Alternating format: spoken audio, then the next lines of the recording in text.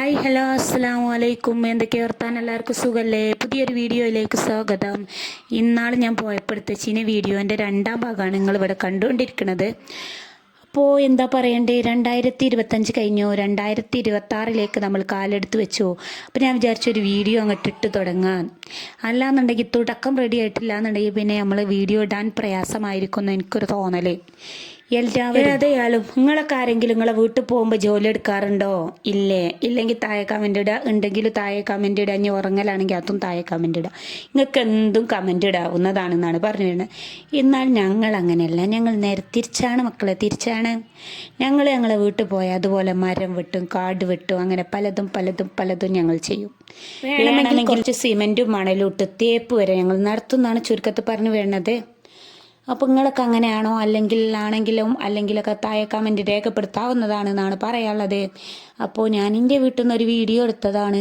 എന്തൊക്കെ പിന്നെ വർത്താനം.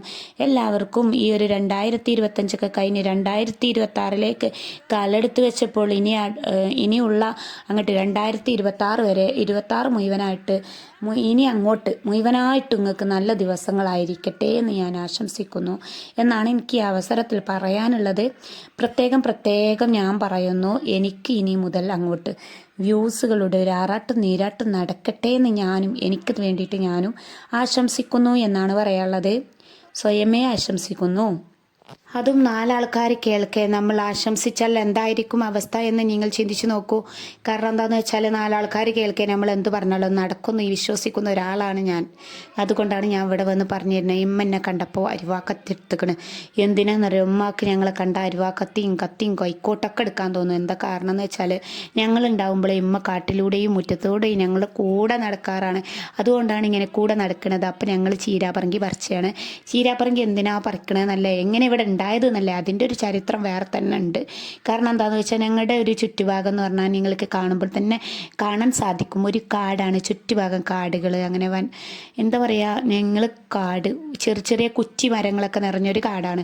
അതുകൊണ്ട് തന്നെ ഇവിടെ ധാരാളം മയിലുകൾ വരാറുണ്ട്, ധാരാളം കോഴികൾ വരാറുണ്ട്, അങ്ങനെ പലതും ഇവിടെ വരാറുണ്ട്. അതുകൊണ്ട് തന്നെ എന്താണ്, ഇവിടെ പല പക്ഷികൾ വന്നിട്ട് വിത്ത് പാകി പോകും. അങ്ങനെ പാകിയ വിത്താണ്, അല്ലാതെ ഞങ്ങൾ ഈ കാട്ടിൽ പോയിട്ട് എന്തെങ്കിലും കുഴിച്ചിടുകയോ ഇല്ല. ഞങ്ങൾ ആരും ആ കാട്ടിലേക്ക് പോകാറില്ല, കുഴിച്ചിടാറില്ല, ഒന്നും ചെയ്യാറില്ല. അതുകൊണ്ട് തന്നെ എന്താണ്, പക്ഷികൾ വന്നിട്ട് ഞങ്ങൾക്കുള്ള വിത്തൊക്കെ തയ്യാറാക്കിയിട്ട് ഞങ്ങൾക്ക് പിന്നെ പറിക്കേണ്ട ജോലി മാത്രമേ ഉള്ളൂ. അങ്ങനെ മയിലുകളൊക്കെ വന്നാൽ അങ്ങനത്തെ ഗുണങ്ങളുണ്ട് എന്ന് ഓർമ്മപ്പെടുത്തുന്നത്.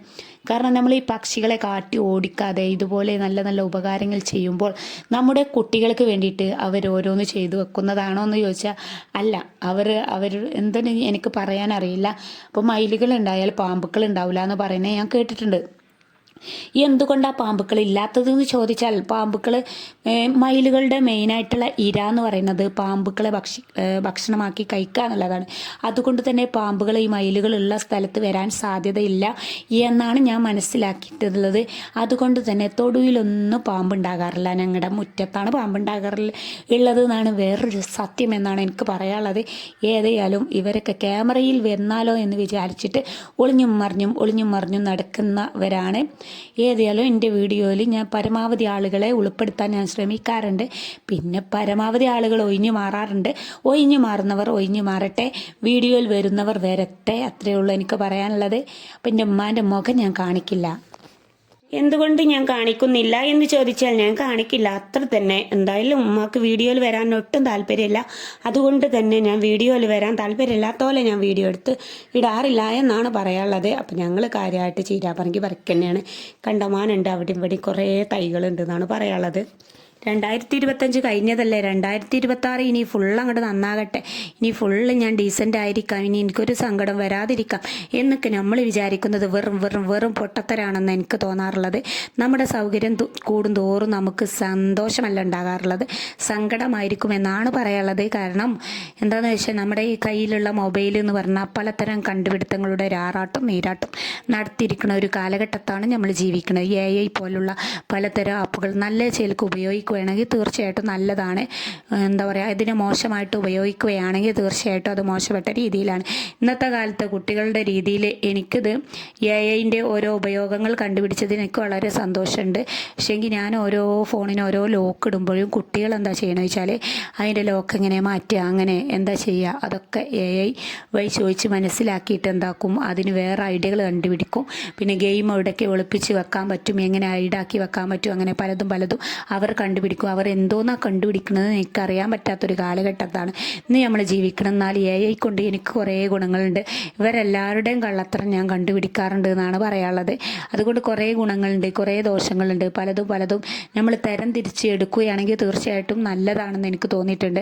അപ്പോൾ ഇനി ഓരോ വർഷം കൂടുന്തോറും ഓരോ കണ്ടുപിടുത്തങ്ങളുടെ ഒരു കാലഘട്ടത്താണല്ലോ നമ്മൾ ജീവിക്കുന്നത്. അതുകൊണ്ട് തന്നെ തീർച്ചയായിട്ടും നമുക്ക് സമാധാനക്കേടല്ലാതെ സമാധാനം കൂടുതലായിട്ട് ഉണ്ടാകുമെന്ന് എനിക്ക് തോന്നിയിട്ടില്ല. കാരണം മൊബൈലിൻ്റെ ഉപയോഗം ധാരാളമായിട്ട് കൂടിയിട്ടുണ്ട്. അതുകൊണ്ട് തന്നെ കുട്ടികളിലും പലതരം അസുഖങ്ങൾക്ക് ഇത് കാരണമാണ്.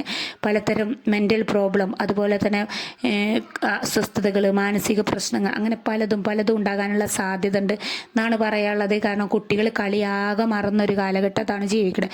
നമ്മുടെ കുട്ടിക്കാലം എന്നൊക്കെ പറയുന്നത് സാറ്റ് കളി, തൊട്ടുകളി, കൊക്ക് കളിക്കുക, അതുപോലെ പലതും നമ്മൾ കളിച്ചിട്ടുണ്ടായിരുന്നു.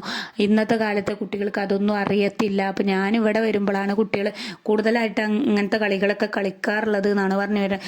ഞാൻ തന്നെ ഇതിൻ്റെ ഗ്രൂപ്പിലേക്ക് സെൻഡാക്കി. അപ്പോൾ എൻ്റെ മൂപ്പരാക്ക് എന്നോട് പറയുകയാണ്, നിങ്ങൾ ആദിവാസികളെ മാതിരി ഇങ്ങനെ ഊഞ്ഞാലാട, പണ്ട് നമ്മളിങ്ങനെയൊക്കെ അല്ലേനോ, നമ്മളിങ്ങനെയൊക്കെ തന്നെ ആയിരുന്നു. ഇപ്പോൾ ഇന്നത്തെ കാലഘട്ടത്താണ് നമ്മൾ ആകെ മാറിപ്പോയത് എന്നാണ് പറയാനുള്ളത്.